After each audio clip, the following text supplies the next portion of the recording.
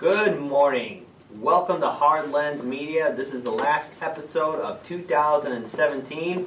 My name is Kit Cabello. I'm joined here with my fellow co-hosts Daniel Lupker and Lauren Hun. I'm back again. I'm just recovered from a horrible case of pneumonia, so it's good to be back here with the show, but let's get started on today's topics. Interesting enough, we're going to start off with gentrification and how it's really affecting basically a lot of low-income working-class communities. So in this article that we actually posted on the Facebook page, The Atlantic posted about the criminalization of gentrifying neighborhoods. And there are many areas that are changing economically, and it's basically drawing in more police and creating conditions in which surveillance and more potential misconduct is happening. So let's take a long look at this. Whenever gentrification happens, especially in working class communities, the first thing that always happens is that the people are going to be starting to get displaced and harassed, mostly by first the large real estate developers that want to remove them, and then there's also the police presence that's there as well. We've seen that time and time again in the Pilsen neighborhood, South Austin, Northwest Side Center as well. They've talked about it, especially in regards to how because of the increase in rents and housing prices, people are basically struggling to survive. And if you put people in a corner for too long, what are you going to get? People are going to try and push back and try and survive by any means necessary. And it's just another sad history, especially in a lot of large metropolitan cities here in Chicago. I mean, Daniel, we were talking about this a while ago, you know. Yeah, so this is, in a sense, it's almost as American as apple pie, what's going on here. This is a reaction to the way that we've organized capitalism. This is a way that we've organized in systemic racism, and how, you know, in a lot of ways, what's happening to these communities is exactly what the system should be doing as it's described. This is the system functioning as it's intended. And that's a really sad thing, that in 2017, we're still dealing with antiquated issues that go back hundreds, thousands of years due to tribalism and class. But here we are, dealing with the same issues. Well, interesting enough, the article mentions that over the past 2 decades, gentrification has become a norm in a lot of major American cities like New York, Chicago, L.A., and a few other major metropolitan cities. And basically what happens is, like, low-income neighborhoods where longtime residents and businesses have been there for such a long time are then displaced by white-collar workers and overpriced businesses like coffee houses, or maybe a fancy restaurant, or maybe a tech center gets built up there. And then basically what happens is the higher income residents who come in have access to, you know, better resources and can call in the police in case there's like large noise disturbances or people loitering outside or talking. What I think a lot of these people who come in from higher incomes fail to realize is that in a lot of low-income neighborhoods, people talk to each other. They hang out outside. There's a lot of music playing. There's the culture. I still can't forget that Red Eye article that I read a long time ago. It says, see Pilsen before it disappears. And Pilsen has a long history of music, culture, dance, and art. Yeah. But that article was only talking about the hip, fancy coffee spots to go to or the nice restaurants to go to, ignoring the culture of the people. And that's kind of what I guess all of us are getting at. That's the issue of gentrification, is that it's people that are in communities that have been asking for resources, education, all opportunities, more jobs for a very long period of time, and they are ignored, they are chastised, they're representative, they're in gerrymandered districts, and they're whoever their alderman is, wherever it is in the country, don't really care, because we've organized ourselves that money wins, and these people don't have money. And so then once that land becomes interesting to people that do have money, mainly developers, even though we still have tons of empty homes, we have millions of empty homes due to the 2008 crash that are still not being filled. But regardless, they still see these areas as, oh, this is a way we can profit. These are low land value areas that can be developed. So by the time all these people are kicked out, all the things that they were asking for, you know, better schools, better everything, better infrastructure, that all gets fixed. They're just not there for it. Exactly. And now let's actually move on to another story that's really affecting, well, that we kind of talked about a lot, but we really weren't expecting it to happen, and it was the situation that happened with the Justice Democrats and its two founders, Cenk Uygur of the Young Turks and Kyle Kulinski of Secular Talk. Daniel, I think you've really covered this story, or like what's been happening the most, because we know a couple of people who work or volunteer with the Justice Democrats. So why don't you let our viewers know what's going on? First of all, we've interviewed a number of people that are Justice Democrats. It's, I think that we still stand by they are very interesting, very good people running for office. So actually I spoke to Matt Cotton, who was the former director of Justice Democrats of Illinois. He had actually just put together all the paperwork to formally incorporate with the party. He was in charge of Marie Newman, who's running in the Illinois 3rd Congressional District, Samina Mustafa, who's running in the 5th, Anthony Clark, who was running in the 7th, and David Gill, who's running in the 13th. So basically, we went back and forth on these. I basically just summarized the notes of what we were talking about. So he read the Gateway Pundit article on the 21st, which was titled "Must Read: Young Turks Host Cenk Uygur, Disturbing Sexist, Racist, and Pro-Rape Past." And again, the Gateway Pundits a very, very hard, I'm not sure you could consider them news. They're more like just put stuff out there, right-wing punditry. I mean, not even punditry. And it's talking about this, again, this is for those of you who aren't familiar with the whole circumstance. It's talking about a very sexist blog that Cenk had written 18 years ago, back when he was young, single, in Miami, and still a Republican at that point. Yeah. And so the article, as Matt put it, he summed it up as he's really upset that he wasn't getting laid. And this was an article about his frustration with that. And as everyone that watches TYT, Cenk is not the person he was 18 years ago. If you've seen Mad as Hell, it documents that a lot more. Mm-hmm. I've met Cenk. I've watched TYT. A lot of us watch on and off TYT.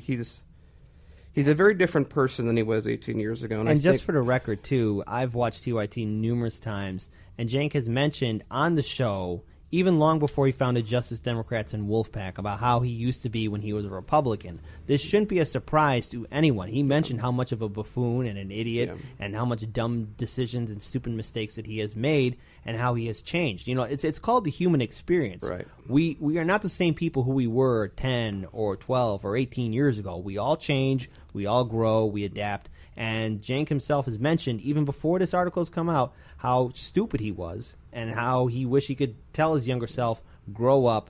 That's a dumb way of thinking on how the world works. Be mature, adapt, talk to people, expand your mind. In addition, these articles themselves were deleted by Cenk over a decade ago because he thought that he didn't agree with where he was now. However, the Justice Democrat staff decided that, okay, because of this article that was written, again, they connected it to the Me Too movement, and I see the Me Too movement as people that are being abused by people and someone that has a higher amount of power over you, taking advantage of that relationship so that you can't say no. Things like that. This is Cenk writing an article. This is him saying things. This is a free speech thing. 18 years ago. 18 years ago. And so because of this coup, Cenk and Kyle resigned from the board because they didn't want to tear apart Justice Democrats. So the executive director and the campaign manager of Justice Democrats did a tweet on this. The words and conduct of Mr. Uygur and Mr. Kohler, another person that's in TYT, posts denigrate what it means to be a Justice Democrat. We do not feel that Mr. Uygur is fit to lead or participate in an organization that truly believes in women's issues, and the issues of black and brown people are all our issues. And now the issue with this is a huge amount of Justice Democrats are fighting back, and that's, again, what I got in contact with Matt Cotton. He actually disbanded his group as because of this, because he no longer wants to associate himself with Justice Democrats. And I think personally where it hit me is I look at myself and I say, I'm not the same person I was 5 years ago. I'm not the same person I was 10 years ago. And I think that's good. I think it's good to progress, to progressively become a better person. I think views I have right now, 5 years from now, I'm going to look back and say, why did I have those views that I have right now? So I see it as a very natural part of being human. And from my perspective, when I saw what happened with Justice Democrats, I said this is like they're almost declaring war on the idea of progress. They're saying Cenk posted something that he has, like Kit said, distanced himself from numerous times. He's a different person than who he was then. He has deleted that well before it was even public. They actually found it through a site, something that our members post that have been deleted, website like that. Again, right-wing site posts it, and the Justice Democrats take a hold of it. I just have a huge issue with that kind of mentality that's basically saying you can't change as a person. If you say something that is currently unpopular or violates current norms, I mean, then I guess every single person that has ever lived more than 40 years is unsalvageable by any means. I think everyone here has made mistakes. We've all made mistakes. None of us are perfect. And the Justice Democrats, I'm going to tell you guys this. Don't look for perfection because you're going to fail. All right, there's no such thing as a perfect human being. Cenk Uygur didn't do anything wrong. And what you guys did by removing Cenk and then and another consequence, getting rid of Kyle as well, is that you've hurt yourself politically as a movement, because now you have a lot of people on your social media page on Facebook and Twitter asking, well, when are you guys really going to talk about Cenk and Kyle? Yeah. We have questions. We have concerns about this movement, this political movement for the Justice Democrats. And other people have been saying, well, what about you guys who got rid of Cenk and Kyle? Are you guys perfect? Are you guys saints? Because the answer is no. So, I mean, the Justice Democrats, this story is not going to go anywhere, and people aren't going to forget it because people are upset. Remember, Cenk Uygur and Kyle Kulinski started the Justice Democrats in the aftermath of the 2016 presidential election. Yeah. So that they could reform the Democratic Party. And so on that note, there's been Change.org petitions at the time we looked at it, 1,500 signatures. 1,500? Yeah. Wow. And you have hashtags I stand with Cenk. And here's the reason I very much worry about this. This is an issue with leadership of Justice Democrats. This is not an issue with the candidates. No. The biggest loser in this situation are the candidates, because I look at what's the system? How does Justice Democrat operate? How does it succeed? Justice Democrats required the Young Turks for publicity and donation capacity. And I talked to Matt. He was saying that he's very concerned that what this did was it'll get a bunch of these guys into through primaries, and maybe a few of them win, because this just happened before the primaries are happening, especially in Illinois, where we are, because it's much sooner than other states. Yeah, it happens but they're not going to have any money after that, because they don't have that publicity that TYT would offer, and they're not going to have that funding. So this devastates the 51 people, because Justice Democrats will not have enough money to support 51 candidates. I don't see how they would possibly get a wide enough reach, wide enough donation pool, especially now that they've caused this schism within the party. But again, the biggest loser from this are the candidates themselves. In addition, when I was reading the statement written by the Justice Democrats when they did this, they said that they talked to all the candidates and there was a unanimous consent. I spoke with Matt, and that was not true. None of the candidates were informed, at least the ones that he was managing. It was the handlers for those candidates that were informed on the issue. So I'm very curious to see how many of the candidates actually agree with this move. I'm sure they don't, because if you're a politician, you have to have certain things. You have to have money. Sadly, it's the way the system works. You have to have some amount of money. You have to have publicity, and you have to have a system backing you. Justice Democrats was the system that would back you, but TYT was that money.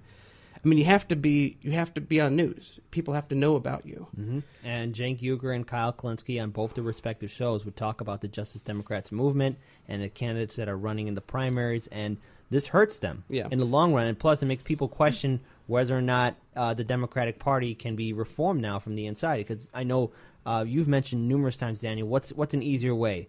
Build a multi-million-dollar corporation or do a hostile takeover of a multi-million-dollar corporation. Right. And the thing is, like for me, I'm an advocate for third parties. I believe that the Green Party, socialist alternative, and yes, even the Libertarian Party, all of them have a right to be on the political stage, and so that we can have a vibrant multi-party system. And I do support, the idea that the brand new Congress, our revolution, and even the Justice Democrats could reform the DNC. But when the fact that the Justice Democrats made this move, this unpopular move that can systematically affect 51 candidates, they held all these people hostage for their own political gain. I mean, it's devastating, and we don't know what the long-term impact will be, but we'll find out come the primary elections. So, but on that note, going back to what Matt was saying, said because of all this, he felt that Justice Democrats had become, in his words, a social justice movement, that it was looking to, like Kit was saying, like if you're not perfect, if you don't fit this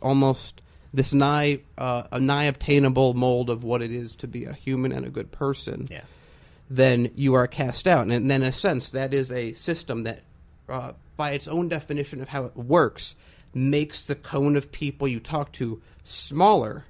And I would consider it a form of extremism, as you're saying only this person that I wouldn't even say doesn't exist, because you're ostensibly you're going against, again, when I say you're going against the progress of a human mind. Yeah. You're going against what a human being is. You're going against the human brain, and then it just becomes a matter of appearing one way or another. So, for those reasons, Matt actually pulled himself out of Justice Democrats. So, no, he's going to stay with and support Anthony Clark, because that's his resources available to him. But he was before he would talk every now and then about how he's very excited about working with Justice Democrats and bringing this change to Illinois, and now he feels like all of a sudden it's something he can't even associate himself with. So, I was looking forward to Justice Democrats because I want someone to do something different. I'm all about doing something different. I'm all about progress, doing something different, changing. And I was very much behind the Justice Democrats because they were doing something different. But now, I'm not sure what they're doing. Do we know who's going to be taking over the leadership roles since Cenk and Kyle are now gone? I don't have their name right in front. There it is. The Justice Democrat Executive Director, Sir Cat. I can't pronounce his last name. I don't want to. So basically, he was in charge of Brand New Congress. Mm-hmm. When Brand New Congress merged with Justice Democrats, he became the leader of both, more or less. Mm-hmm. And him and the chief, I forget her name, but the chief of the staff of the Justice Democrats are effectively and now in control of it, now that the half the board is gone, which was Cenk and Kyle. So they're in charge of it. I mean, I look at this very much as a coup, a power play done by them, but I also see it as the biggest winner from this, I see, is the Democratic establishment. Yeah. Because they had a strong challenger that was unified against them, that was getting large amounts of candidates, and that was putting them together. And one thing also that Matt mentioned to me that I thought interesting was that the current Justice Democrats were only going for people that had, what's the word I'm looking for, that only didn't take PAC money, that there was, there used to be a much larger thing that people had to agree to that was softened up. So, I mean, and we're going to see how this works out, but it looks like this could be the end of the Justice Democratic movement. I mean, maybe if they pull it together. I don't know. I can't predict the future.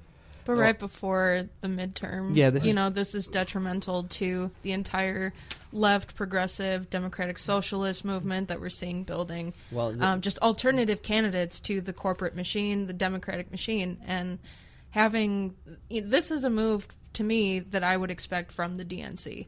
This shouldn't be happening from progressives. The way I see it, we should be able to see that voting record. They should release who voted for it, and because we should still be able to support the Justice Democrats candidates.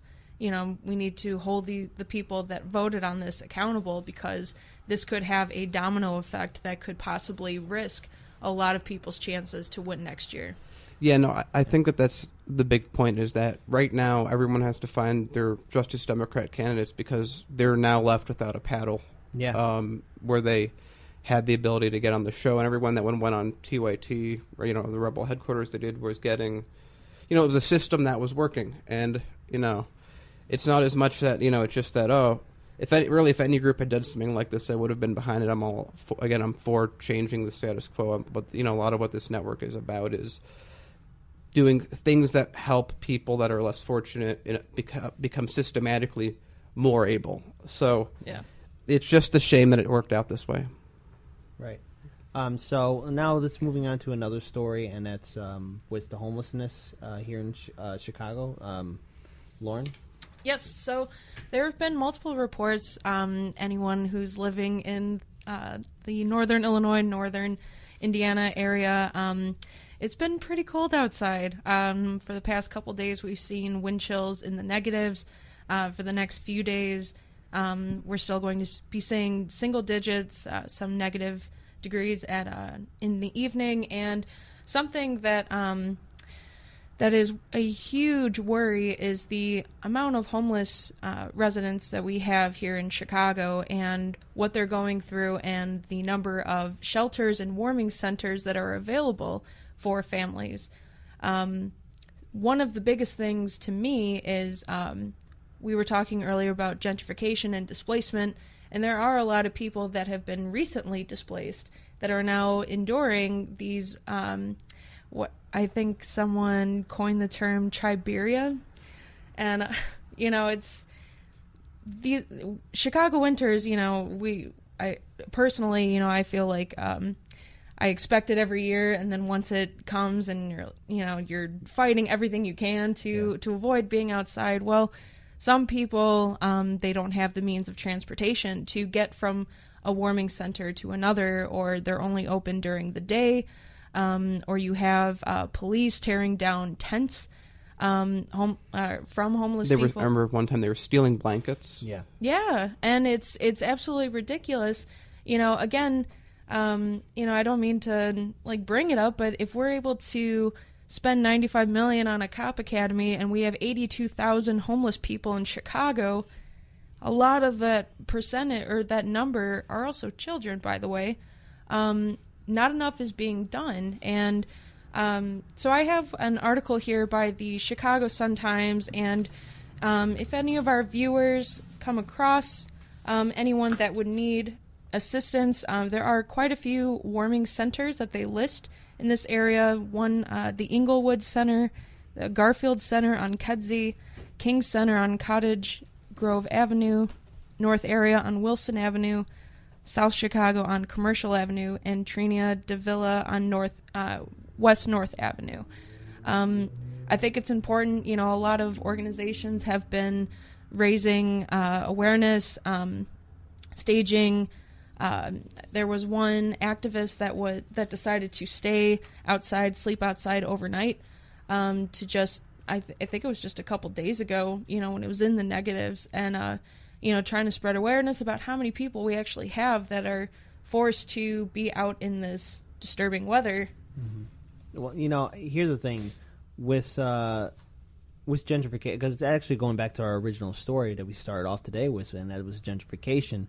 With gentrification, you're going to see an increase in rent and home prices here in Chicago. And the thing is, working class people who are working 2 or 3 jobs can't afford to pay the rent or the housing bills. They have to choose between what bills they have to pay for. Mm-hmm. And eventually, if let's say they have one bad day to where somebody's really sick or there's this huge medical emergency, well, they're just a breath away from being homeless. And as we've seen firsthand here with Chicago winters, it's life or death. They are when it brutal. Gets into these. 3 people have died already because of overexposure. Mm-hmm. And the thing is, what we have to remember is that the people who are outside freezing, who are homeless, they're not bad people. They're people who have had horrible luck and are trying to survive in a system that essentially doesn't care for them at all. Here we are, the richest, most powerful country in the world, and we can't take care of our people. We can give tax breaks to large corporations. We can give the rich and top 1% everything that they need. But when it comes down to the people who live, who work, who struggle to survive, they get nothing. Mm-hmm. All right, and we're seeing program services getting cut. We're seeing social programs being cut. We're seeing police, tearing down tent cities and taking away blankets. That's not supposed to happen in the richest, most powerful country in the world. You would think the richest and most powerful country in the world would at least help out these people. They're not asking to stay on government welfare forever. People want to get up. They want to own their own property, have a livelihood, and take care of their families. No one wants you throw away that whole mythology that people just want to just live on the state forever and ever. No one has that mentality. all these people out there on the street are just trying to survive. Okay, and yes, there's the occasional person who might have a drug problem or who might be mentally ill. A lot of the people are mentally ill. Yeah. I mean, but it's because we haven't invested in mental health. I mean, this is homelessness.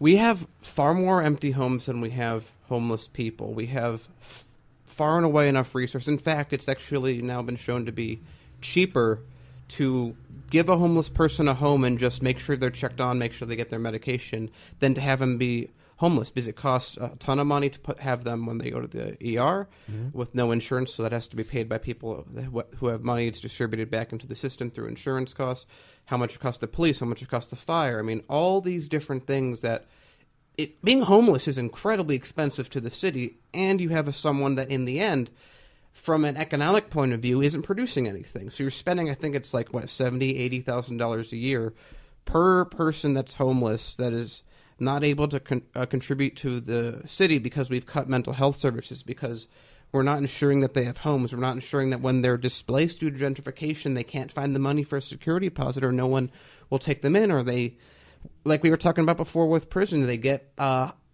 pulled in for a crime they didn't commit. By the time that they're acquitted 2 months later because they couldn't afford the bail, now they have something on the record, their family leaves them, they don't have a home to live in. So there's all these... It doesn't take much. It doesn't take much to fall down that pit. It really doesn't, and it's almost impossible sometimes to climb out of it. And remember, this systematically affects a lot of low-income working-class families, a lot of minority communities, and you were seeing an increase in homelessness now in this country.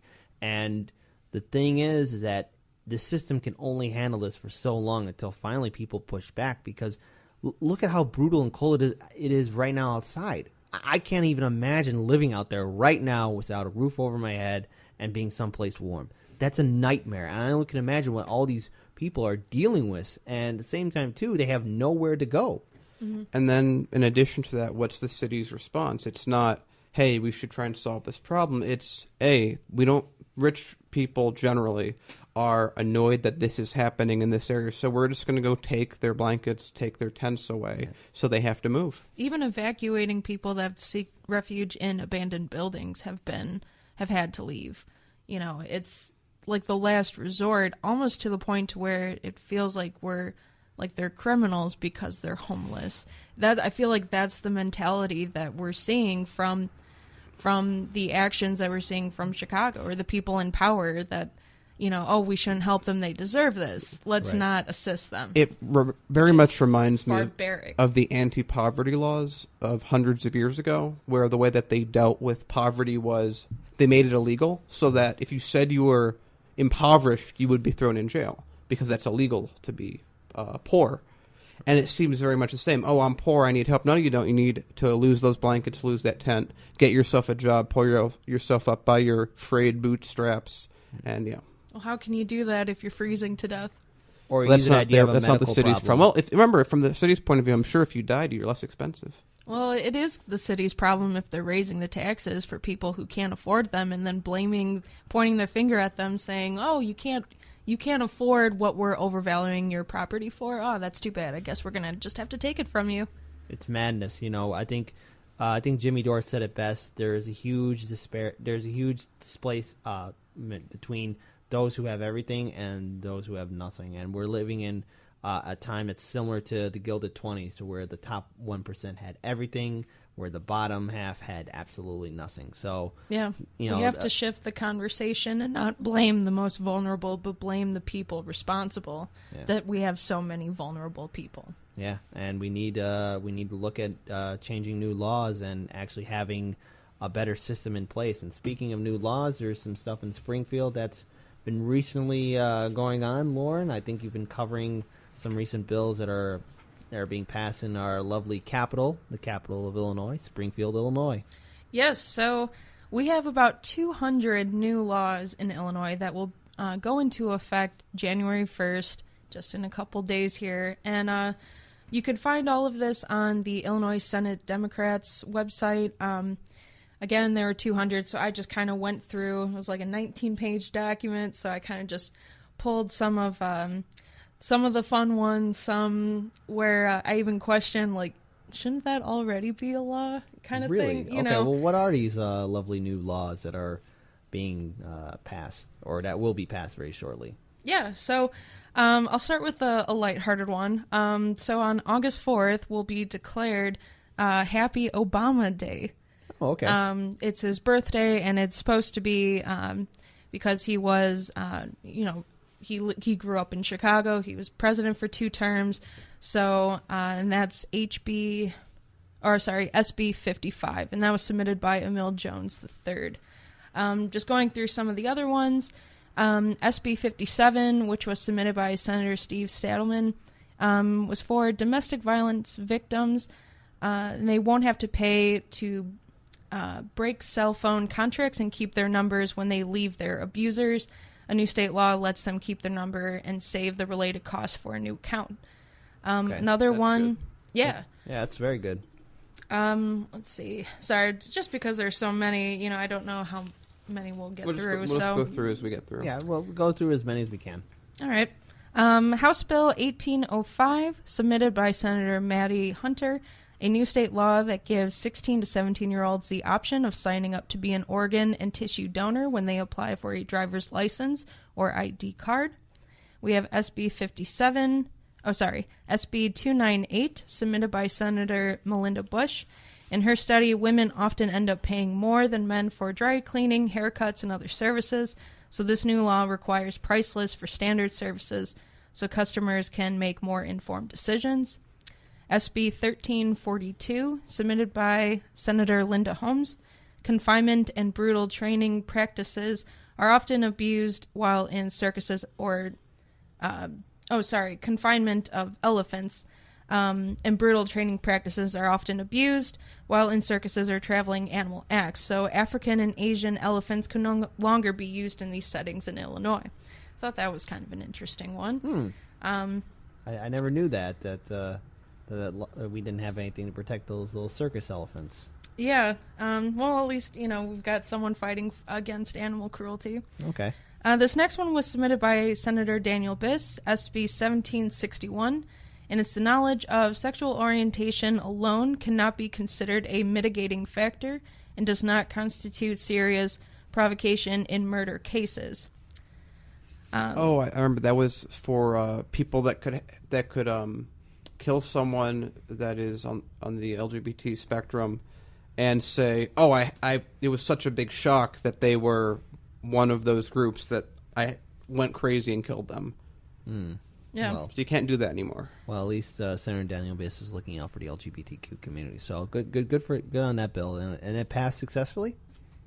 Yes. Again, all of these will be effective January 1st. Okay. Let's see. The next one is House Bill 2369, submitted by Senator Maddie Hunter, and it requires public and charter schools to provide reasonable breastfeeding accommodations for students. There was also another one, too, to provide female...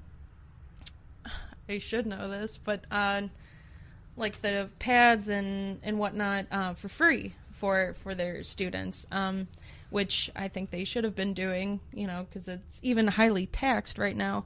But I thought that was interesting. When I was in high school, we did have a few young mothers, and, I feel like women are still even being, I'm not saying all the time, but if they breastfeed in public, that it's taboo and unnatural. And it's fine to show a huge amount of cleavage, but if you give life-sustaining efforts to that child, then I would ostensibly guess a lot of those people would feel that you had to carry to term. Yeah. It's a huge issue. Yeah.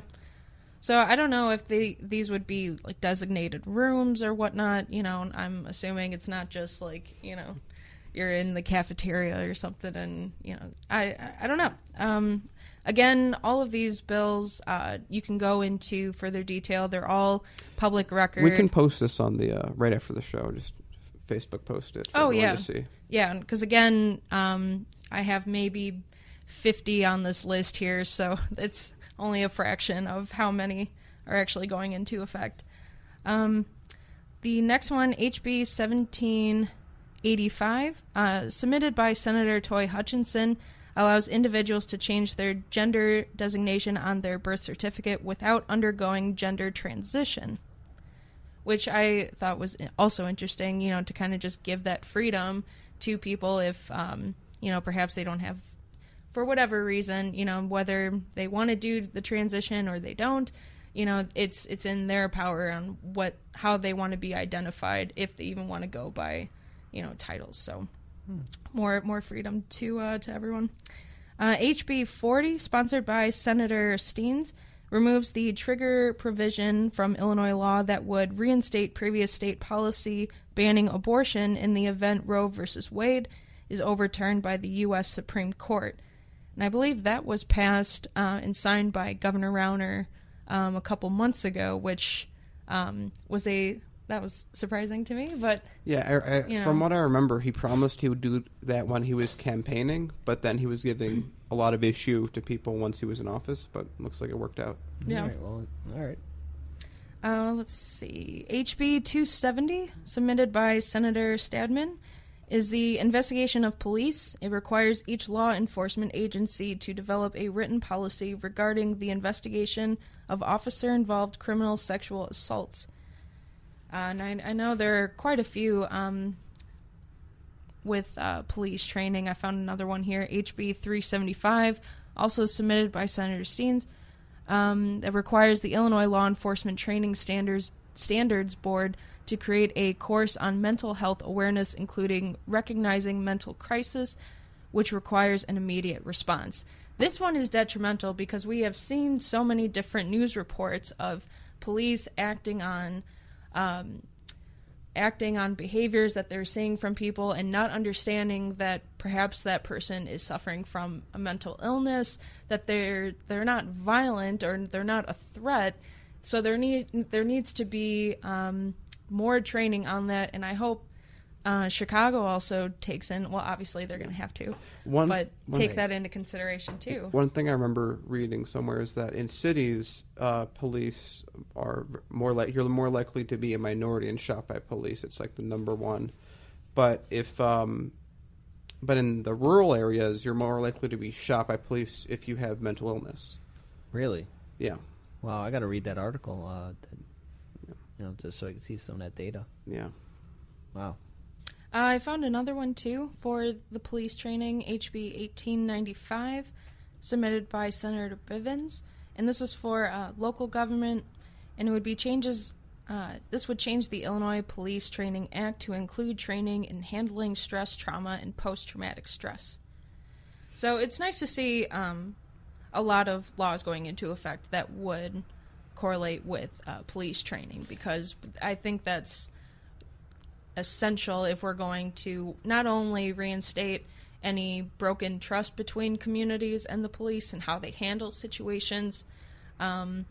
So seeing these types of laws going into effect, it's reassurance that we as the people are aware that they're going to receive more training and understanding on how to approach certain situations without just acting out if they feel threatened. Because I feel like right now the training is kind of, if you feel threatened, fight back. If you feel threatened against a family of 10, kill the family of 10. And that's what current training dictates is the correct course of action. And I think this is, I want to, because it's one thing to have a law, it's another thing for the law to be properly formulated. It's another thing for it to be funded. It's all these other subsequent things have to go into place. But assuming this works, it'd be nice to have less PTSD-driven cops freaking out, shooting unarmed people because they have mental illness, because they are able to. They would have been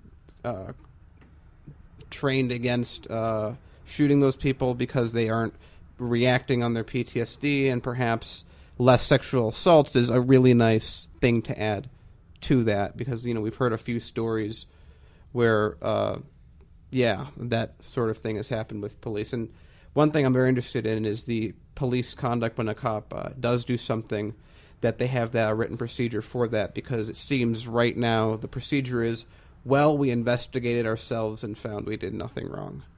So yeah. All right. Well.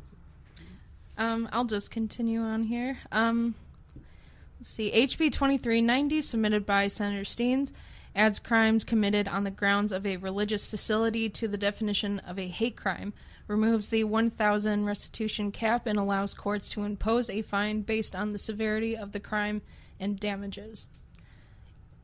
HB 2538 requires open meetings of the Chicago Metropolitan Agency for Planning to be broadcast to the public and maintained in real time on the board's website using a high-speed internet connections. Again, I think this goes back to the accountability that we've seen happening in Springfield over the last few months. There was a bill that was passed in the House and the Senate demanding accountability. I believe the vote was like 112-0. You know, it was complete solidarity, demanding accountability for Illinois from the governor, from even Rahm Emanuel. You know, just so people know where the money is going. Illinois tax dollars. You know, so this I feel like definitely reflects that as well, because you know Chicago's suffering a lot when it comes to the whole state is really suffering a lot because we're still recovering from the budgetary coagulation of funds. Yeah, well, we're recovering from the budgetary crisis, and number two, you know, we said it time and time again, but you know, Illinois has a long, sad history of corruption. It's just not only in Cook County. I mean, Cook County is the most notorious one of them all, but all of Illinois, Democrat and Republican leaders, there's a whole history of corruption, money in politics, criminal activity, and elected officials not acting responsibly, and there was a zero lack of accountability. And Illinois has that black eye on its integrity, and it's good to see that this thing got passed with solidarity with both Democrats and Republicans. I'm assuming voting on that to get it passed in Springfield. And it looks like, you know, this is actually a very, very strong bill because transparency leads to other organizations, media, whoever, are now able to see things that are happening.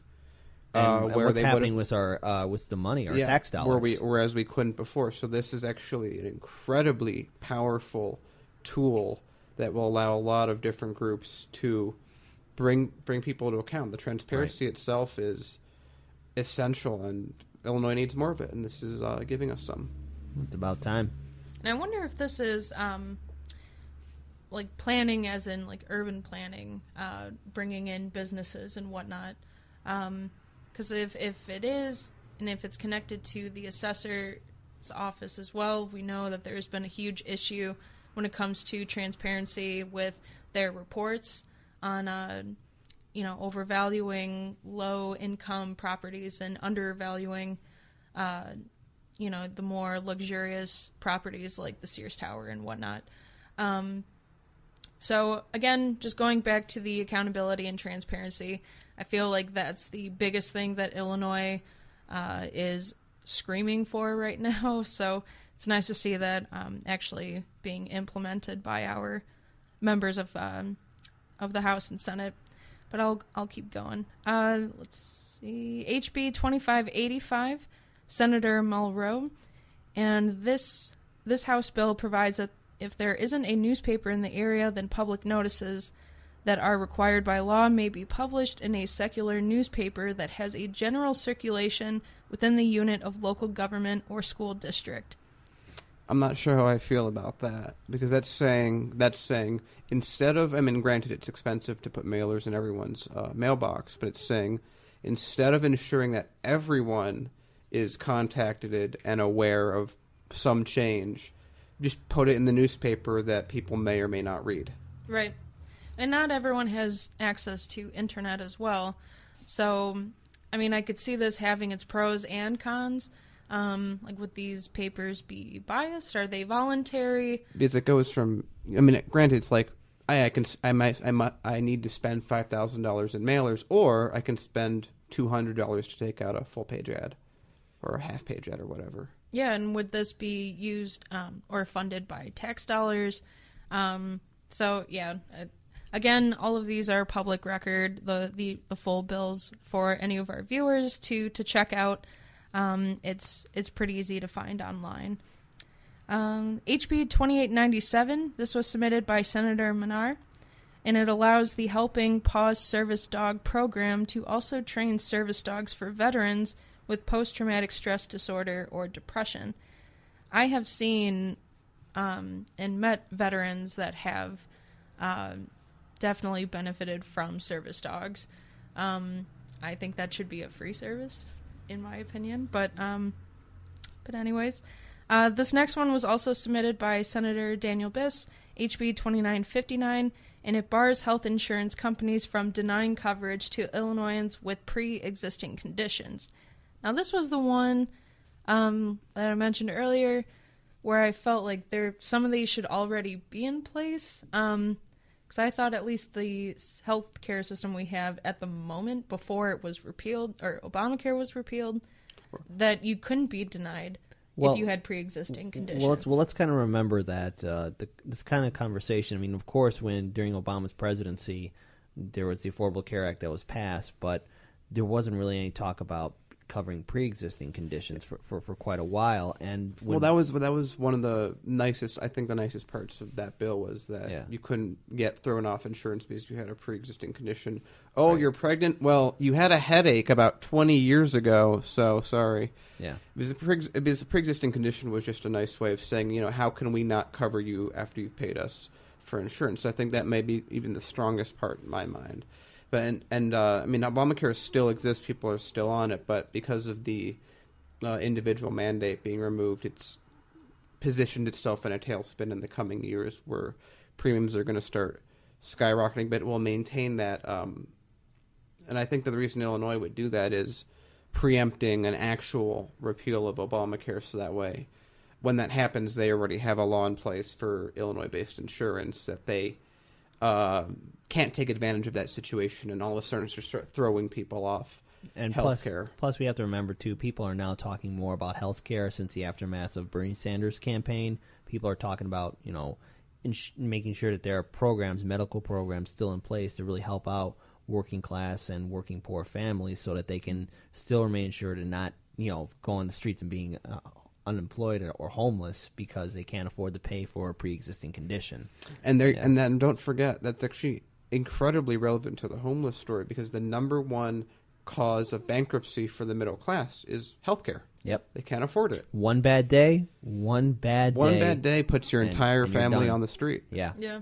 That's life in the most richest, most powerful country in the world. Yeah, that's not democracy. Yep. So we could thank Senator Biss for the pre-existing, just barring health insurance companies from doing that next year. So yeah, well done. Because at the moment, I mean, I don't have health insurance, so that'll be nice. God forbid if I got something in like the next couple months here, thank you, Biss. Let's see, HB 3001. This was submitted by Senator Hastings. And this would put regulations in place to ensure transparency when landlords deduct fines and penalties from renters. Going back again to gentrification here in Chicago even, and we could see this happening all throughout the state, even out in the suburbs, where sometimes you don't even know when fees are being deducted or added on, or like I personally don't have a lease with my landlord right now. So At any point, he could just decide to raise the rent. I don't have a contract to debate him on or take him to court on. And so again, that's not everyone's situation, but most people have contracts with their landlords. So again, I feel like this just reflects the accountability, transparency idea. And we're just seeing that happening in bills across the board. If you guys had any, this is good. This is a slight boost towards tenants' rights. Kit, do you have anything? Well, here's the thing: we have to make sure that at least everyone who at least owns a home or is renting, they're at least able to survive. Yeah. Okay, because that's the number one thing right now. How many stories have we covered in the past year in which we've seen at Pilsen Alliance community events or Northwest Side Housing Center or even in South Austin where people are saying we need stable rent control, we need stable housing prices because we can't afford to live in our communities. We had Fritz Craigie, who's running for Cook County Assessor, talking about the dangers of the fact that in downtown Chicago, these large skyscrapers and businesses and law firms have a low tax rate. But you know what happens? That tax rate gets then put onto us, the working class families who live in Chicago and in Cook County.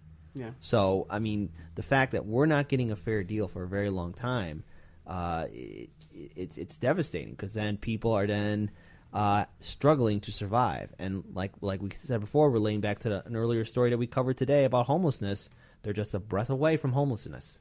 They're just a breath away from being on the streets. And I just want to add, too, that this next bill also pertains to people that are currently homeless. HB 3060, submitted by Senator Martinez. This requires that specified fees for birth record searches or certified copies of birth records be waived for all requests made by a homeless person. Yeah. That's good. That's very good. It's about time. If it's very hard, I mean, if you have $20, you're not going to be like, oh, I'm going to spend this money going through this filing process to get a birth certificate. You're like, I need something. And there's a similar bill to SB 1413. This also eliminates the fee for a copy of their birth certificate when a person is released from the DOC. Okay. So again, I'm not even sure how much they charge for that right now. Mm-hmm. Yeah, no, it's everything is part of a fee. Nothing's free. Nothing's free. Right. Okay, so keep going. What's the next one we have? This next one, HB 3212, submitted by Senator Trotter, and this allows homeless minors between the ages of 16 and 18 to live in transitional housing without being partially emancipated by a court of law.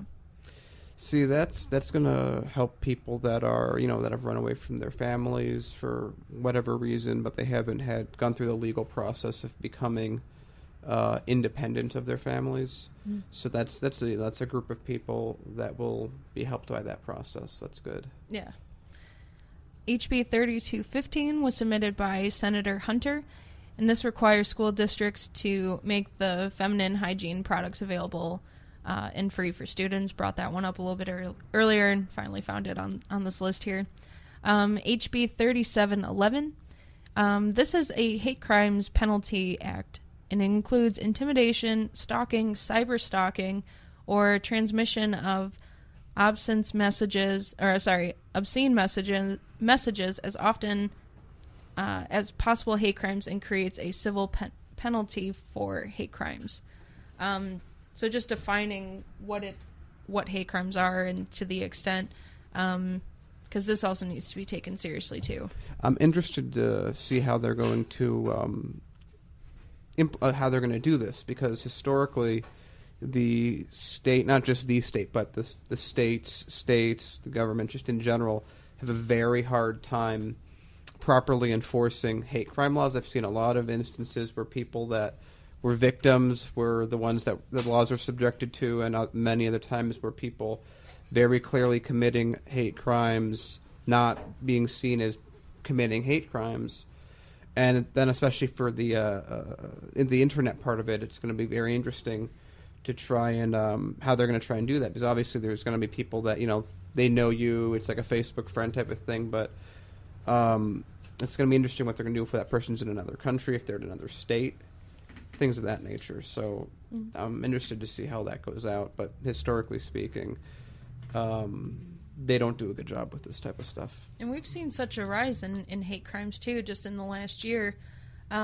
So hopefully, this kind of can narrow down from a legal standpoint what constitutes as a hate crime, and that the proper procedures are actually taken to reprimand those who are responsible for instilling fear on others. All right. I think we could probably do one or two more. The next one that I have is HB 3874, submitted by Senator Mulrow, and it clarifies that no person shall operate, register, or maintain registration of a motor vehicle anywhere in the state, including on private property, unless the vehicle is covered by a liability insurance policy. SB 265, April 16th will be designated as Esther Guller Day. Who's Esther Guller? I believe she was an Illinois representative. She died a few years ago, but she fought for the lower working class a lot. So, okay. Yeah, so I thought this was a really cool bill that was passed. And the last one that I have here is SB 318, submitted by Senator Menard. And it bars employers from penalizing employees who refuse to disclose their genetic information or participate in workplace wellness programs that require disclosure of such information. That one I'm slightly familiar. I think we actually did a story of that way back, or we posted one on the Facebook page way back. And that is it's when employers, it's almost like when they provide health insurance, it's very similar to insurance providers wanting to get people out for pre-existing conditions. Healthcare providers don't want to spend the money for those reasons. And then in addition to that, remember they were using it to, especially like if you only can look at a doctor that we supply. That way the doctor that we supply will say you're fine even if you have pneumonia, for example. Oh boy! The doctor will say, "Oh, you have a small cold. Stop complaining about it." Whereas any other doctor would be, "Oh, you're sick. You need to stop working," because then they'd have to pay for sick days. Right. So things of that nature. So that's a good fix. All right. Well, then that's a good note to end it on, and we covered basically some of these new laws that will be implemented on January 1st of 2018. So, to all our listeners, this is our last episode of 2017. We're going to be going into a short break. We'll be then entering into the second hour, talking about the highlights of videos that Hardlands Media has covered, as well as talking to our special guest, Andre Vasquez. So please tune in. If you like what we do, check out our Patreon page and see how you can help support us. Until then, enjoy the break. We'll be back in a few minutes.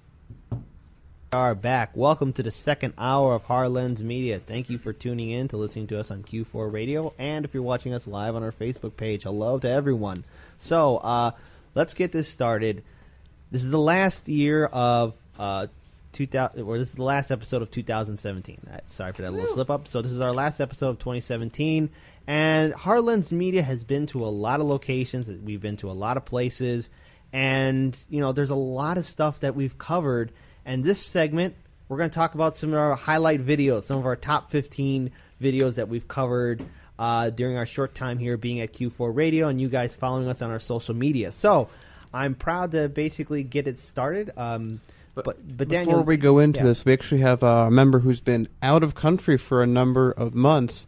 He is back in country. He is in Detroit right now. He's going to be returning to the panel, and finally he can take over the board from me. It is Paul DuPont. Welcome. Oh, it's really faded. Let me make him louder. It's really faded. Okay, try now. Oh, can you hear me? Yes. There we go. Okay, I think we. Hello, everybody. How's it going? Paul, how are you, my friend? Doing great.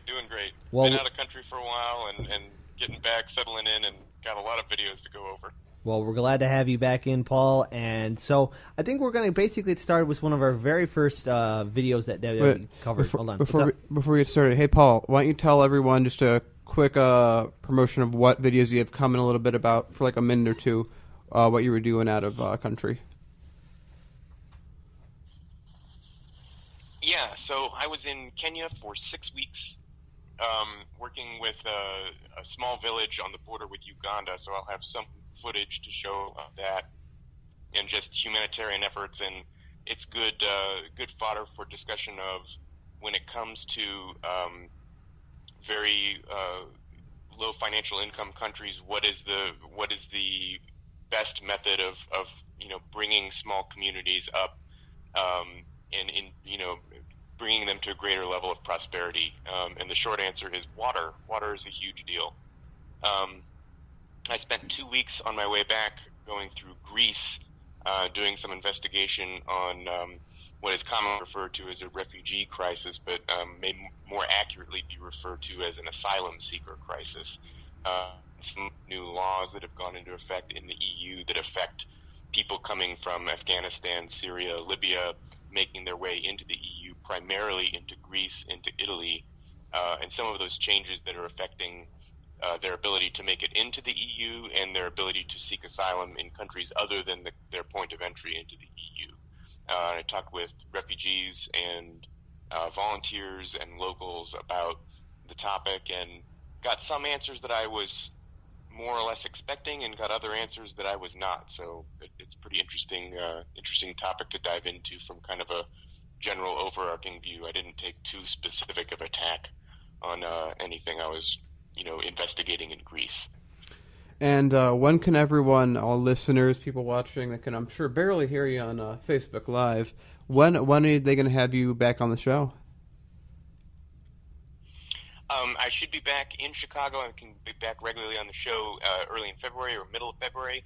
The videos on the Greece topic should be done toward the end of January. All right. Well, I think we're all looking forward to having you back on the show, Paul. And more importantly, we're looking forward to having you back on the panel, too, just so that you can help us out with some of our technical stuff. 'Cause we've been struggling. Yeah, definitely. And I'm coming back. I'm on my way. And also to everyone, I know that we've had a few people that have been saying, your website's a little sparse. Well, Paul's also been working on that. So when that does go live, maybe, we'd like to have it in very early January, and we're going to aim for that. You can thank Paul once that is live. Yeah. Paul DuPont, our international reporter for Hardlands. We've gone international now. Yeah. Okay. Well, Paul, nice talking to you. I'm trying. Guys, you'll hear Paul again in a little over a month. Other than that, we'll go on from here. Thank you, Paul. Bye, Paul. All right. See you guys soon. Bye. All right, it's very good to hear from Paul DuPont. It's wonderful to hear from him. He's done a lot of fantastic work for us in the past, editing and a few other things. So check out some of his early work. And in fact, there's a couple of videos of him on our YouTube page, so you could check that out on our archive videos. Speaking of which, let's actually get started on some videos that we've done in the past. And one video, I'm going to start with one of our very first videos that we actually did, and it's actually meeting the governor candidates. Now, no, it's not the Democratic candidates. One of our very first videos that we did was actually meeting the Libertarian candidates who were running for the nomination for the 2018 midterm election cycle. So we saw at the Libertarian Chicago March meeting, the candidates were Cass Jackson, Matthew C. Scarrow, and John Stewart. And, of course, they were talking about a lot of issues that libertarians want to talk about, less government, less regulations, and really the need for a third-party vote here in our country, and the fact that we need to have a vibrant multi-party system. And for us, when we were starting this off, we really wanted to talk to groups that aren't really covered by corporate media. If you look at how Jill Stein and Gary Johnson were treated during the 2016 presidential election cycle, they were treated as non-existent, that third parties are nothing but a spoiler vote. And in fact, we've heard that time and time again, long before Jill Stein or Gary Johnson ever got onto the political stage. Third parties have always been treated like they're a secondary class that they contribute nothing, when in fact, if we look back to our history, Abraham Lincoln was a third-party candidate. Yeah, the Republican Party, maybe not as it's known today, but back then that was a third party. Yeah, and it's remember, from the mainstream and media perspective, third parties have no power, they're not relevant, they don't do anything except when they're needed to blame something on. Yeah, and the thing is, even when you do try to blame a third party candidate, they don't have enough votes to really make that much of an impact. Because remember, there's a whole system put in place that stops third parties from being on the ballot and being on the debate stage. It's on the county level, it's on the city level, it's on the state level, and it's on the federal level. We heard it time and time again from Green Party and Libertarian volunteers. Every time they try and put their candidate on the ballot, they have to at least get 25,000 to 50,000 signatures. That's way more than what a Republican or Democrat candidate has to get. Yeah. A Democrat or a Republican candidate has to either get maybe 2,000 to 8,000 signatures to be on the ballot, whereas a Libertarian, Green Party, or Socialist Alternative, they have to get at least 20,000 to 50,000 signatures because they will be challenged, and if there's one error, they're down the drain. So that's one of our first interviews we did. And a second one, too, that's similar to it is when we spoke to Rich Whitney, who was a former Illinois Green Party candidate who was running for governor in 2006 and 2010. And he was basically describing to us the role of third parties and why there must be a progressive Green Party, why there must be a third party, because in many ways, a lot of people are still disenfranchised with the Democratic Party. A lot of people are upset with the election fraud that happened during the 2016 primary between Bernie Sanders and Hillary Clinton. and it still remains fresh to a lot of people. I mean, we spoke to some people who were part of the Green Party who were former Bernie Sanders delegates, and the reason why they left the Democratic Party is because of how they were treated in Philadelphia. Me and Daniel were there when we were with another media company covering the DNC convention, and seeing it firsthand, I can understand why a lot of people left the Democratic Party. Yeah, the biggest thing that I remember was when a bunch of Bernie delegates just stormed out of the, after a lot of things that we don't have time to get into right now. They went into the media tent and were very quickly had sniper rifles and assault rifles pointed at them by police, because that's just how you treat delegates that want to go into the media tent, of course. Yeah, of course. And, of course, if you're going to be treated like that, you're not going to basically want to welcome back or come back into the Democratic Party. You're going to want to look for other alternatives. And the Green Party at this current time is another alternative. But the same thing with Libertarians, Green Party, and even Socialist Alternative.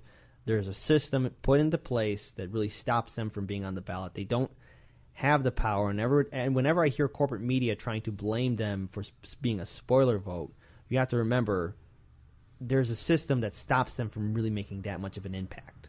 So, just remember that. But we need to have a vibrant multi-party system. So there's another video that I also want to talk about, which was our major sit-down interview with Benjamin Thomas Wolf, who was running for the 5th Congressional District. The primary is going to be in March. I think that was the first multi-camera setup we did. Yeah, we used at our one camera, and I think we used 2 cell phone cameras as well. I think that was it. Yeah, it was before we got the second one. So that was actually, and we used lights and everything, and we used the Zoom as well to get sound. We had shots. Well, we could pull out all the stops. It's the first time we did that. So from a technical point of view, because I was the one filming it, that was a really nice. When I felt like we have something really technically nice here. Yeah, it turned out perfectly. I'm glad that we did it. But there's a little thing that I kind of remember. I was watching it and I couldn't stop laughing. It's at the very beginning when I said good evening. It was afternoon during that time. So. Well, no one knows until now. Well, no one knows until now. Well, I mean, no one knows until now. But this is a look back. I mean, look, we're only human. We make errors. We're not perfect, okay? We're not perfect. But I said good evening, and I should have said good afternoon. But, it won't happen again. So, yeah, and speaking of which, that was when we started really doing a lot more sit-down interviews with a lot of interesting people and doing a lot more reaching out to a lot of people who would want to be guests on our show. But also we were looking at major events that were happening in Chicago, too, because right after we spoke to Benjamin Thomas Wolf, there was an event that was happening later on in July, which was known as the People's Summit. Right, that was big for us. Yes, and we spoke to there's so many people that we talked to at the People's Summit. It was one of our first major filming on location events. We saw so many independent journalists there, progressive candidates, and volunteers and activists, specifically who want to create change for the next election cycle, but also continuing election cycles. Not only looking past 2018 and 2020, but looking at 2024 and so on, so that there's actually real progressive policies put into place, and that they're not, taken out of the picture. And one of the people we talked to who really kind of stood out was, for example, Dreamer. It's the two sisters, Karen Colito and Jessica Colito, at the People's Summit. They're both from the state of Florida. And the thing is, what made that interview stand out the most to me was that here you have these kids, they're like 18, 19 years old. I think they were even younger. I think it was like 16, 17, 17, 18. Right. Well, the point is, though, what's the one thing you always hear from corporate media about young people? That they don't care about the political system. They don't want to get actively involved. I was told this. Daniel was told this, especially at a young age. Lauren, I'm pretty sure you were told the same thing all the time, that young people don't care. They don't care about the system. They're just, playing on their cell phones. Well, no, I saw a lot of young people who were like Karen, who were like Jessica, who want to create real change, because the policies that are right now being implemented by Democratic and Republican establishment leaders are systematically affecting not only us, but them as well, okay? And young people need to stand up. And this is an example of young people stepping up, getting actively involved in their political process, political system, and wanting to implement change. So that's hope. Yeah. That's breaking the stereotype that corporate media always wants to portray about young people.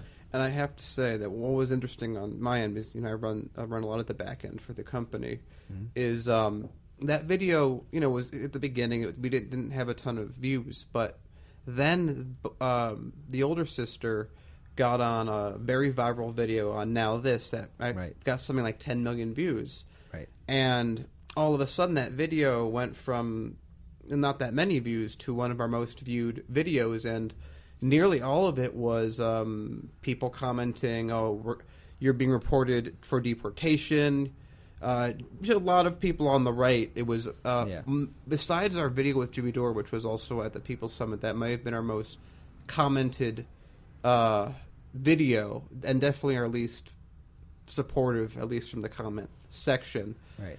And it helped, but it did help us clarify what our policy would be for situations like that. So it actually, that interview was very relevant to all aspects of the company and everyone else. And speaking of Jimmy Dore, that's actually another interview I was going to talk about, because see, the thing is, that's the second time I've actually interviewed Jimmy Dore. First time I interviewed him was way back in Philly. It was just a short 5-minute interview. But with Jimmy Dore at the People's Summit, though, that was something, because it was right after he was rallying a huge crowd to support Bernie Sanders and why we need to walk away from the Democratic Party, why we need to challenge the Democratic establishment system. And Jimmy Dore is always great because he speaks the truth, man. He always tries to really tell it how it is as best as he can. Of course, he always says, look, I make mistakes too. But it was just refreshing to hear him say that, Hillary Clinton committed election fraud. The DNC establishment is just as corrupt as the Republicans, and we need to build a third party. And Bernie Sanders was the one candidate that could systematically defeat Trump and implement real progressive policy changes. So it was something to speaking to Jimmy Dore, especially at the People's Summit, because he had a whole crowd surrounding him, and I think he was the only person who was really non-apologetic, especially in the aftermath of the general election, to where he was saying, yes, Hillary Clinton could lose. And that's still our most viewed and commented video on YouTube. Yeah, and speaking of one of our most viewed people, our MVP, Senator Daniel Biss, we've actually interviewed him at the People's Summit. We've interviewed him like at least 9 times. Yeah, already. Biss is interesting because we've only intended to interview him 2 or 3 times. Right. But he just happens because we try and be everywhere as much as we can, especially in the summer, because that's when a lot of stuff's happening. And we just ran into him 6 times, and we're like, we have Daniel Biss here. Let's talk to him again. Yeah. What's up, Daniel Biss? How you doing? Yeah, of course. And so he's our MVP at this current moment. Closing 2017, I would say maybe MFP, most filmed person. Yeah. Right, so Senator Daniel Biss for a win, I guess.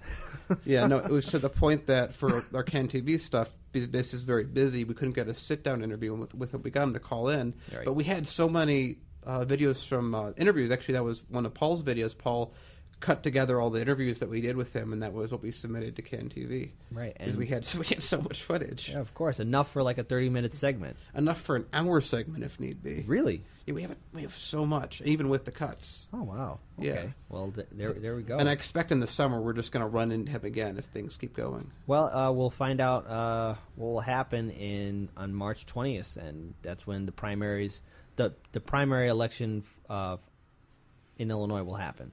I think it's March 20th. So we'll tune in and we'll find out what happens. Maybe Senator Daniel Biss will win the nomination. We don't know. We'll find out. But that's something we'll follow through on a later date. So going forward, there was another person who we did speak to who actually created a lot of buzz and change, as well as basically making the conversation that third parties do have a voice. And this is going back to third parties, and that's Ginger Jensen of Socialist Alternative. She was the candidate who was running for the 3rd Ward in Minnesota, right? Yeah. Right. Yeah. Yeah, no, sorry, I got the 2 M's just threw me off there for a second. Yeah, no, we've talked to her a few times. We did one. She's not been on the show. No, but we do have a special surprise in January. She will be actually calling in. Okay. We have to just confirm a few things, but we'll be having Ginger Jensen call in. But the thing what's made Ginger Jensen stand out to me the most, especially not only with our interviews that we did with her, but her campaign. When it came time for people to cast their votes, she was in the lead.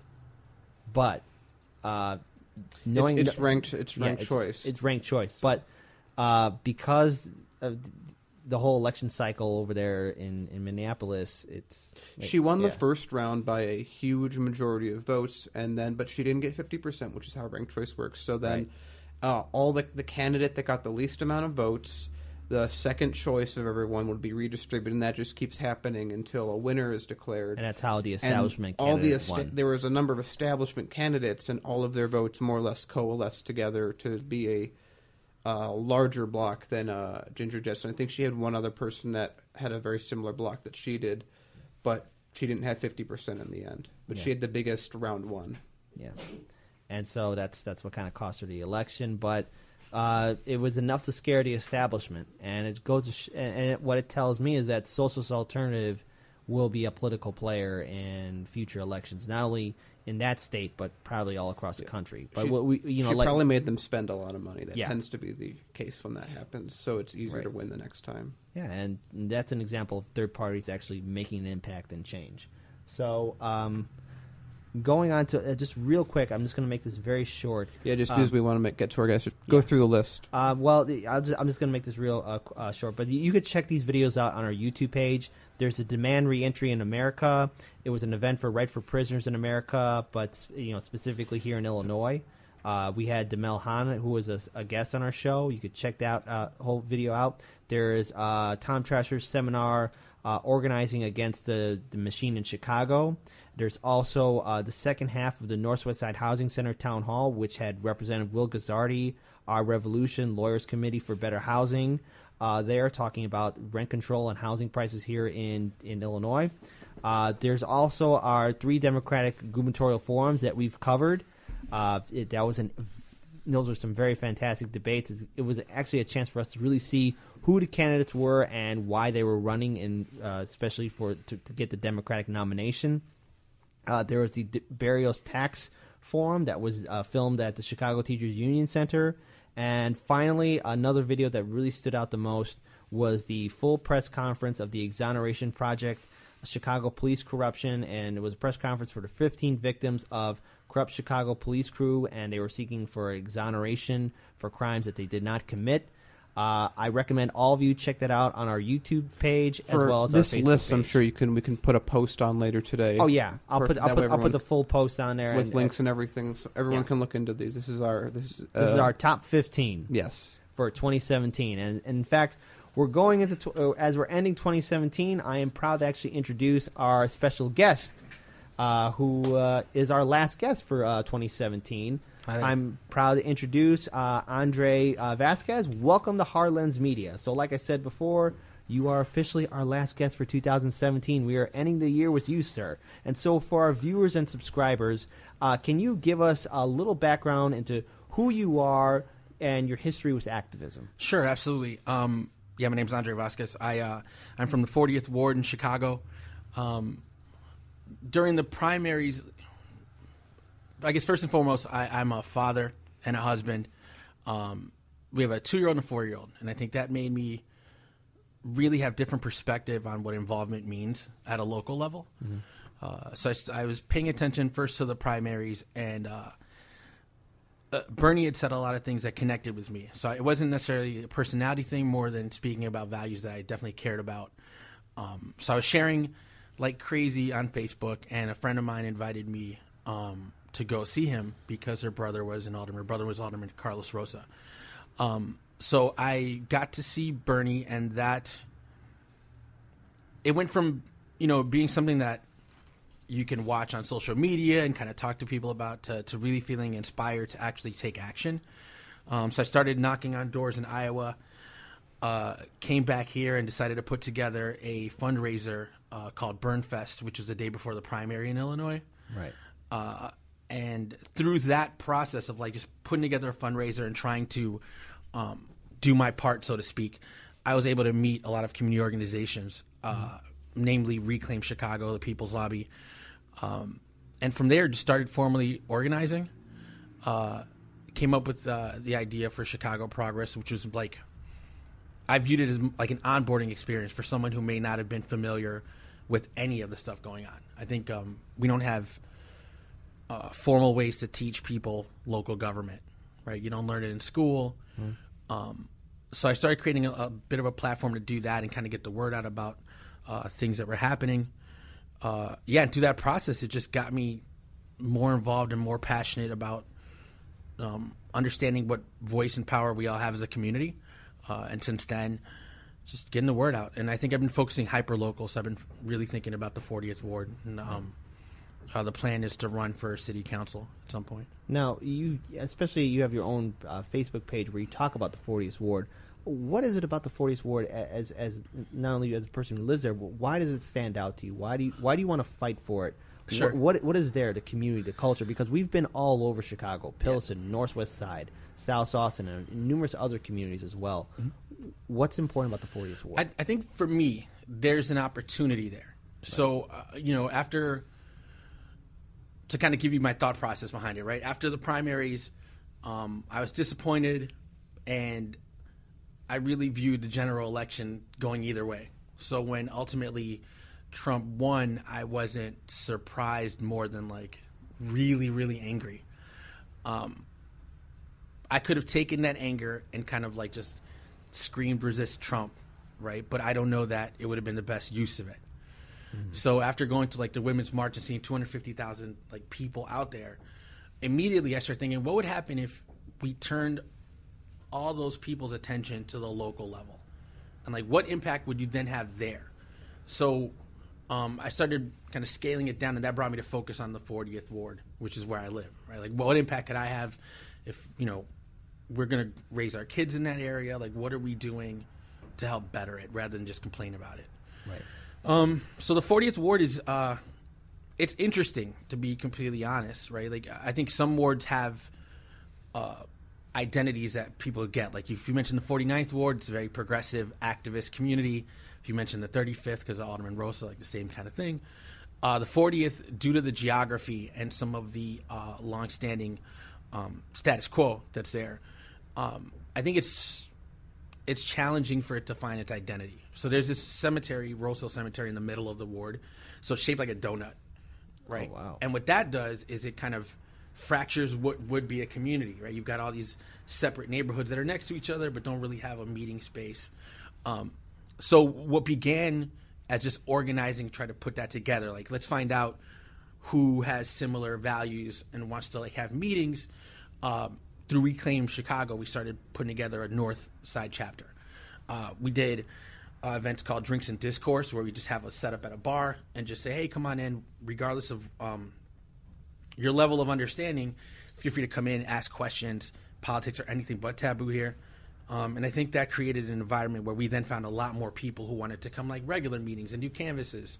So I think the opportunity is there to kind of craft the identity and really build community. I don't know that that's happened to the extent that it could be.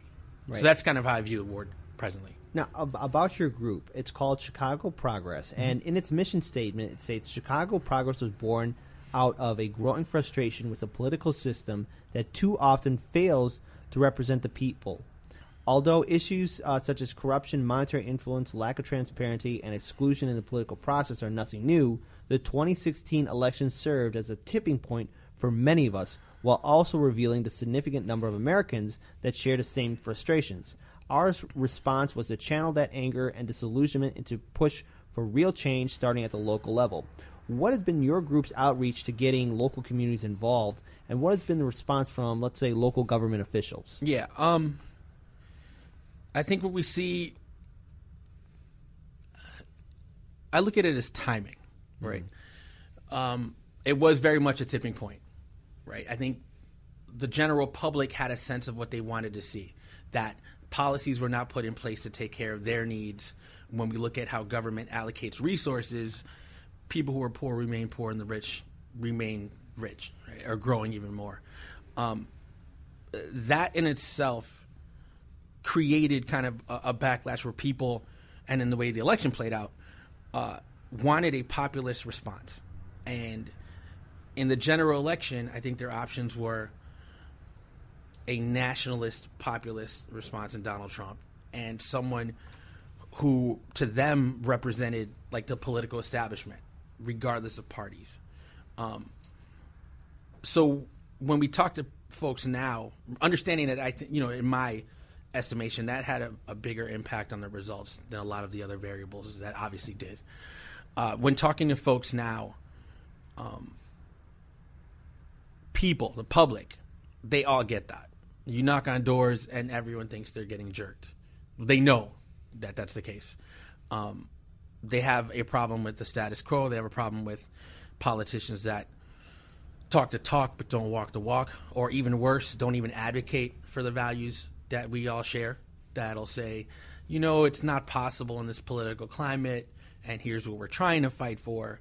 I think you see that at all levels. It's very easy to find elected officials who are going to say, like, we're standing against Trump and we're going to fight and we're resisting and this is what we're doing. And then when you try to pin them down on values and a vision for what we should be doing or what direction we should go in, there's a lot of there aren't a lot of clear answers. I think that's the problem. You don't get progress when you're talking about resistance, right? The best you can do is hold ground, and people just aren't standing for it anymore. I'm curious to your reaction to this. I've always said that Trump was like every term you get a neoliberal president in, or just neo, really, whether it doesn't really much side. It's like rolling a six-sided dice, and Trump is just landing on a six. Yeah, I think so. Trump is a little bit of an enigma, right? Yeah. Because clearly he's a little nuts. Yeah. Like that we can agree on, right? What? Yeah, I know. It's shocking. Sorry. Not on this air. Right. But also people he doesn't get credit for how good he is at like marketing and branding, which I think were really strengths. Like when he's decimating, 16, 17 candidates in the Republican Party just because he knows how to brand them, right? Lying Ted Cruz and low energy Jeb. Right. He just really knew how to take advantage of that situation and brand people and like lock that in. What I consider him as is an apex opportunist, that the environment was there. He knew how to like manipulate that because he understood media really well and took advantage of that. But to your point, the environment was right for it because of, either hardcore Republican policies when you had Republican presidents or neoliberal policies after, where you get the identity politics and the recognition of different communities and marginalized groups, but when you talk about revenue and the actual monetary system, that didn't really change. Right. So ultimately you have two parties that don't solve the problem and a public looking for something completely different, because if after 2 or 3 decades of that environment, you're not getting your needs met, you're getting poor, and you think that your kids are going to have a worse life than you are, that amount of desperation leads to reflexive responses without thinking about the consequences, right? You get Brexit similarly, where they go, if my government is supposed to take care of me and it isn't, then what's behind door number 2? Right. And that's where we end up. And also, if you have the two of the most least popular candidates in U.S. history, another consequence you get is lack of involvement. 46.9% of the U.S. population chose not to vote, and you could divide that group into two groups: people who were unable or could not register to vote, and the other half were just people who just didn't like Trump or Clinton. Oh, absolutely. And there's so many factors there, right? I mean, even if it's not, you can say what you will about the candidate, but if the campaign after a divided primary, right, the base was fractured. Like, I think we can all kind of agree that you had your hardcore left. We saw firsthand over there in Philadelphia. Right? Yeah. So to see that, and then for the campaign to say, we should probably move to the middle and peel off some more Republican votes without, shoring up the base, not even giving them like a VP candidate, because really the left was like, give us anything. We'll be more than happy to kind of like move in that direction, but don't just ignore what just happened in the primary. Yeah. It's an instance, I think, at least, because right now that we're really on the topic, that I think there's so many single things Hillary could have done. If she'd said at some point, I'm not going to back the TPP, she could have gotten all the votes she didn't get just by doing that. I mean, well, and to be fair, because I've had a lot of time since to kind of like really ease up of how I felt, right? But to be fair, had she done that, like people would have still said, well, she's flip flopping. I don't know if I believe her, right? So I think it became the difference. Also, is media in itself, right? Everyone gets everything up to the minute, like responses on what's going on. You're talking to people about it. That's different in this election. Like in the first election Obama won. You kind of see hints of it. But this now is like you're plugged into your phone 24/7. Like, oh, did you catch this? Here's a clip. Let's share it amongst a million people. So I think that created hyper attention for people that were paying attention. Question everything. Yeah. Right. And mentality, as we all should be. Yeah, and so you got an environment like that. And one of the candidates is a reality show star. Yeah. Used to it. Like lives in an environment where like, yeah, they're going to tweet everything. I live on tweets. And really knew how to take advantage of it. Yeah, I think it's I think we have a lot to learn because for the other side of that coin, I don't know that Bernie Sanders would have been as competitive without social media, right? Like had we not been sharing that and talking about it, you wouldn't see him getting 43 to 46% of the Democratic vote.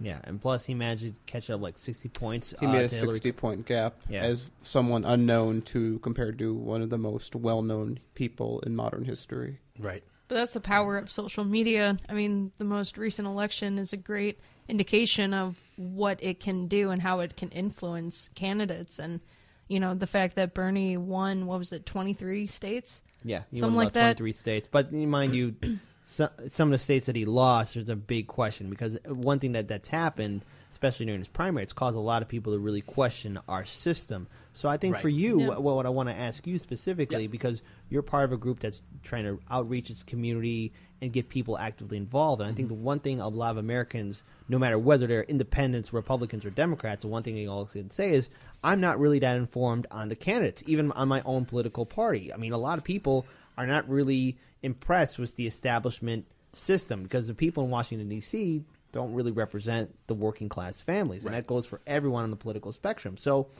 we have seen since the aftermath of the 2016 general election cycle that more Americans are becoming actively involved. And that's including local and federal politics and policies. And the 2018 midterm election cycle is going to be playing a large impact on our country very soon. And that's also including the 2019 Chicago mayoral run as well as the 2020 presidential election cycle. So for your group, Chicago Progress, what is your response to getting people to register to vote, get actively involved on the candidates and campaigns, and what have you guys been doing to really helping people understand the issues that are affecting their local communities? Sure. So Chicago Progress is kind of, to be frank, in a stage of development. So it went from me thinking about like when I was knocking on doors and canvassing, I would look and say, it would be effective if every door I knocked, I had like an app and said like, here, put this on your phone. You'll find out what's going on like in your neighborhood. You can see a calendar of events, have a forum, and also like vote and referendum on ideas and kind of develop the two-way kind of relationship. That's a great idea. Yeah, I mean, I think when you look at how people receive their information, and it is very personal for me, like that's where I was really keeping up to date on everything was my phone was delivering all this information to me, right? So, prior to that, you'd have to pay for like TV spots and like get on any kind of media format. But radio, now you have newspapers. Absolutely, right? Now you have a means of distribution that everyone has. So it's been evolving from like this app idea to like creating content. So what you guys do is key, right? If you guys weren't having these conversations regularly, how would people know what's going on in the city? So it's just about expanding that. When it comes to, more of the formal organizing and talking to folks, that's been a lot of more of the Reclaim Chicago work. And I think it starts in a lot of different ways. So we have a process to go talk to candidates and figure out who we're going to endorse and look at the values that represent our values and kind of advocating for that. But larger than that is really delivering a greater understanding of why we're in this space, of how this like people love to say how broken our system is. I think that's not necessarily correct. I think the system's working as designed perfectly, right? So what we do is really have an analysis about how racial capitalism is really what creates this, right? This idea that as long as the 1% make their profit, everything else can get figured out. Yeah. And there's a system that pits all of us against each other. And that's across racial lines, across gender lines, across class, across everything. It's just this divide and conquer. Yeah, it's literally a categorization of things. On that note, this just reminded me. So we were talking about homelessness and how in Chicago, when homeless people are in our rich neighborhood, they'll just take their tents, take their blankets away, so they have to move somewhere else. And I was also reading that in San Francisco, where there's another it's a homeless, and I say problem, of course, just because it's the terminology that's currently used with it. Mm-hmm. Instead of doing that, those same rich people are like, "Oh, we're more progressive," so we let them use it like their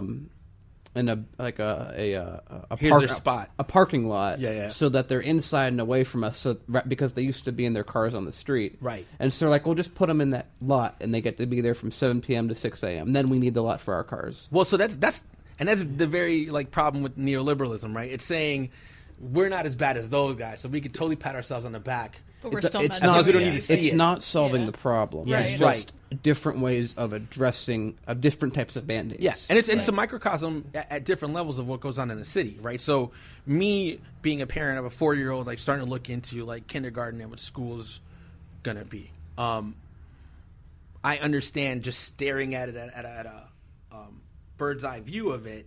It's the same thing. It's like you deplete the resources, right? You're not funding CPS and the schools properly, so that families go, maybe I have to leave. Maybe I need to go to the suburbs, which is intended, right?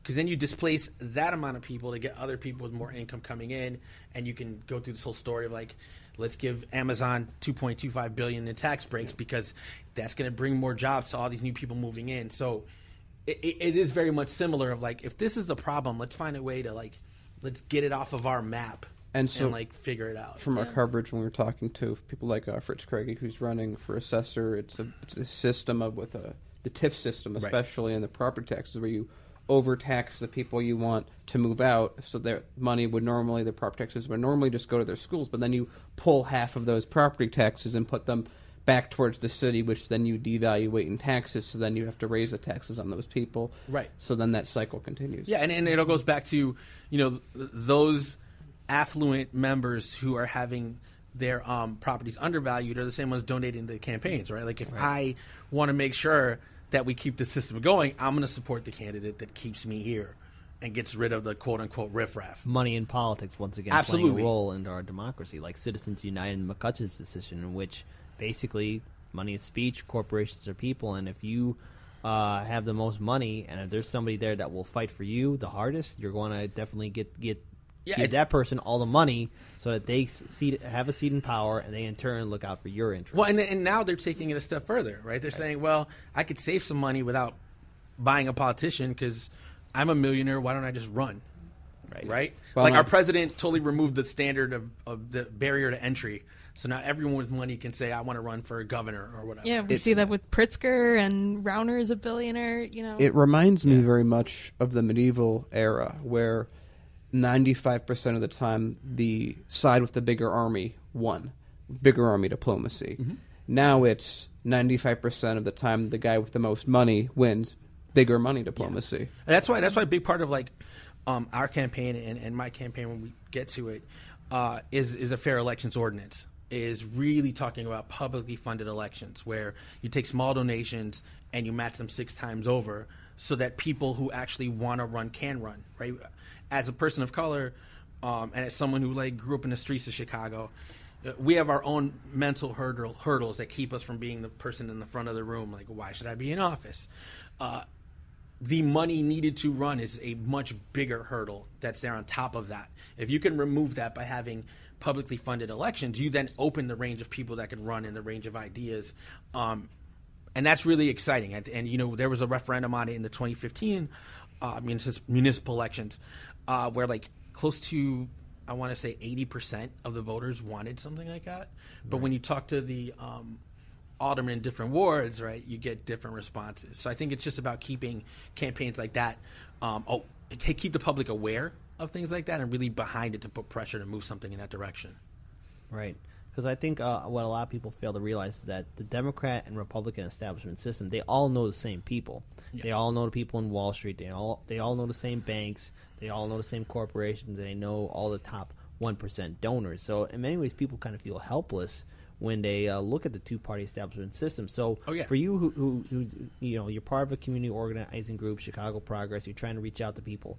What do you try to say to people to at least motivate them that, no, it's not only establishment candidates, there's other people who are running too. What do you want to say about that?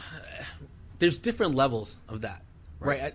If you talk to just a person on the street, they'll tell you that they don't like the status quo, but they don't know much else than that. We don't have a system to teach them that. So what we're working on is developing kind of like a city level civics, right? To be able to talk through that. Because some of it is people aren't tired. They just don't have the education of it and aren't in circles where people do, right? Like, yes, in community organizing circles and in places like this where we can be wonky and talk about it, I feel comfortable because we're doing it. But someone who isn't and hasn't been exposed to it walks in and says, all right, this isn't for me, and I'm out. So some of it's that education gap. The other one is really figuring out what people's personal self-interest and stake is in local government at all. We need to change the way people think of local government.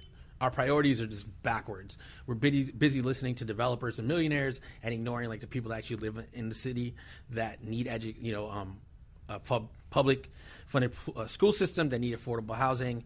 And we'd have to turn that on its head. And I think the more you get candidates that advocate for that and groups that talk about it, you start building the consensus that helps you win elections. All right. And I think our final question I want to ask you, and I think a lot of our viewers want to know too, you mentioned Chicago Progress. You guys are just starting up. You're building yourselves up. Where can we find you guys on social media and online? Sure. Yeah. So I would direct people to either chicagoprogress.com, reclaimchicago.org. I'm on Instagram and Twitter. It's Andre Vasquez CP. And I'm pretty much on Facebook very often. You can totally reach me, and I'd be happy to help and direct people. For Reclaim Chicago, there's different chapters in the city. So depending where somebody lives, we can totally connect you with someone that's right nearby to join our events and help us fight this fight, because it really should be like what the rest of our lives are about. Well, I can promise you this, Hardlands Media is definitely going to follow through, and let's keep an open communication, not only between ourselves, but other groups affiliated with you. And Absolutely. We're going to end this episode of 2017. Andre, thank you for being our last guest. Yes, thank you guys very much. And thank you all for tuning in. And if you like what we do, we're an independent media outlet. So we have a Patreon page. Visit our Patreon page, see how you can help us out and contribute to this thing that we're building here, because Chicago needs independent media, and Hardlands Media can lead the battle for truth and actually get some things done, so we could cover the stories that you don't see covered by corporate media. Thank you to everyone who's been supporting us so far. Check out our archived work on YouTube, on our Facebook page, on Twitter, on Instagram. Peace to everyone, and let's all do what we can to build a better future. Also, for everyone, we may have it's going to be a secret right now to see if it comes out, but we may have some extra footage from someone that we're going to be showing on New Year's Eve. Other than that, everyone, it's been a great year talking to you. Actually, technically, it's only really been a calendar year. It's not even been a full year for us. And in that time, we've gone from no one knowing who we were, who we are, to we have this fantastic radio show we get to talk to you from every week. We get our technical abilities now allow us to podcast everything. We have our work that we do on CAN TV. We're very thankful for the people that have joined us and have been following us in this time. And I feel that, we've really been around for 9 months and we've accomplished a lot. And I want to do so much more. I know all of us sitting here want to do so much more next year. And we're going to be here for the city. We're going to be here for the country and the world, because I know we have a few international people that listen to us. And I just want to say, guys, we're just getting started. Yeah, and Lauren, you've definitely been a new member of the team. Is there any kind of final words you want to say for 2017? Well, I was just going to pose a question. What are you guys hoping the most for in 2018? Well, definitely at least more coverage, talking to more candidates, and talking to more activist groups, and getting Hardlands Media out there all over Chicago, but perhaps all over Illinois, and perhaps seen internationally. So there we go. That's a big dream, but that's what I want. I'd like in the next year if we could get a dedicated studio we can operate out of, if we can actually start paying, because we're all volunteers, if I can start paying people, we can get a bigger team, because, at this point, it's just me and Daniel. It's me, Daniel, Lauren. Wait. Oh, it's you and me, Daniel, basically. And Lauren's joined us recently for investigative, and Paul's going to be coming back, but covering the city, and the state. We only could do so much. That we need to grow. It's our, as I see it, it's our duty as Hardlands Media to bring voice to people that don't have a voice, to bring up issues that are ignored by corporate media. And simply put, to move the energy that and the systems that represent the country, the state, the county, the world, in a direction that's more optimal for people with less. Yeah, I agree with that. And that's a good note to end it on. And Lauren, is there anything you want for 2018 for us, for Hardlands Media? I would love if we got Rauner or the mayor to call in. I have some questions for them, and I think that would be a nice perspective to be able to grill everybody, not just the people that we like to. I'm not saying that we've only had people on the show that we've liked. But I'd love for them to contact us. I'd love to talk to Rauner. All right, Mayor Emanuel, Governor Bruce Rauner, we're calling you out. Check us out. Other than that, thank you everyone for tuning in. If you like what we do, check out our Patreon page. Peace. Have a safe New Year's Eve and New Year's Day. Yes. See you all in 2018.